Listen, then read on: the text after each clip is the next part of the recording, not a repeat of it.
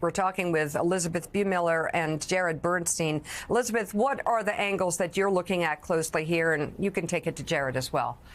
Yeah, I'd like to ask him a question. But first, I just want to say what Jared talked about just recently was the effect on people who are about to retire or just retired. And what's been interesting to me is the comments from the Trump administration about that. You know, Scott Bessent on Sunday said on Meet the Press that, look, he said very cavalierly that the people who want to retire right now are not looking at the day-to-day fluctuations in their savings accounts, which did not address 401ks. So you begin to wonder how much some of these billionaires in the Trump administration are aware of the effect on ordinary Americans.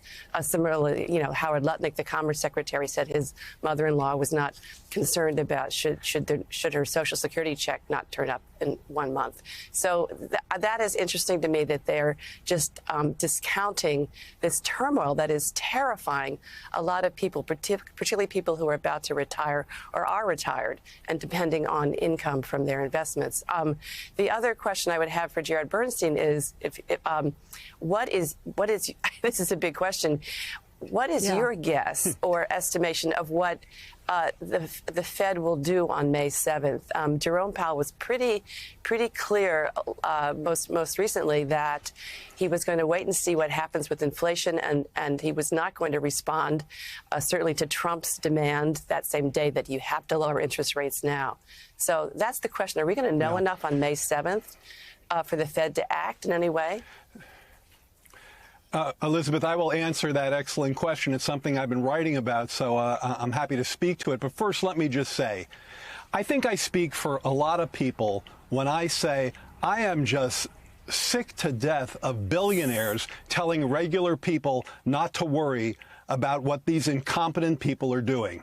All right? I mean, I just think that if you're a billionaire and you're sitting there while the market is in correction territory and 60% of middle-class people about to retire are watching their 401ks, don't tell them not to worry about it, okay? Just don't. Okay, now, sorry, a little bit of a rant, but I feel very deeply about that, and I'm sure that resonates with many folks. Now, in terms of the Fed, they have a real challenge here because, yes, if it was the market, the economy, all this turmoil and uncertainty, an interest rate cut would be something that we'd probably expect. In fact, especially since that's kind of the direction they've been going in anyway. But there's a new problem. Tariffs are a particular challenge for the Fed because they do two things. They slow growth, but they raise prices. Okay, that's stagflation. The Fed has a hard time cutting interest rates, especially a Fed that's nervous about inflation getting back to its target. The Fed has a hard time rationalizing, justifying an interest rate cut when it's into a price rising kind of environment. So when I hear Jay Powell talk, I hear him say he's precisely concerned about that dichotomy, that trade-off. So I think he might hold as opposed to lower. So I got to ask you now, if you could, please, to respond to an attempt to spin this. I'm trying to be kind, but I am talking about the media that is very supportive of Donald Trump. And I'm just going to quote some of these extremely powerful hosts. One is a retired judge, and the other is a primary host. I don't care about my 401k right now. Don't look right now. Just don't look.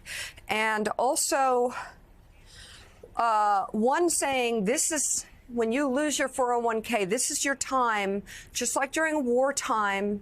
People gave of themselves to the country. This is your opportunity to give of yourself to the country. Jared Bernstein, go.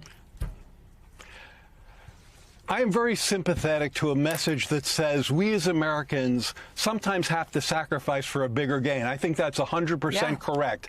That is not this. That is not this moment. This is Trump. You just heard the man stand up on the podium and say, every country is calling me and kissing my butt. That's the goal here. This is an authoritarian president who understands nothing about international trade, breaking the global economy so that he can get other countries to call him up and grovel. Americans are happy to give up pain if there's gain later. But pain now for pain later, I don't think anyone should be happy about that deal. And frankly, I'm thinking more, I'm hearing more and more people, even the billionaire class who supported him seems to be waking up and wondering if they've bet on the wrong pony here. I'm hearing more and more people, including some folks in the MAGA camp, say this is not what we signed up for. This is not what we voted for.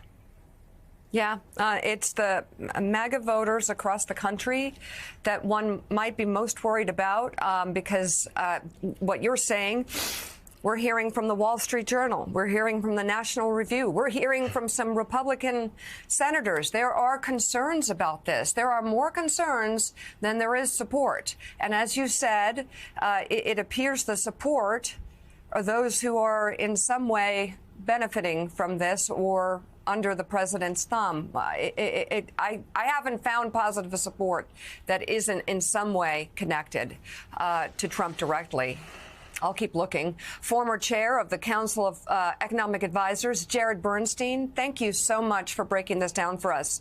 We appreciate it. Thanks for being on this morning.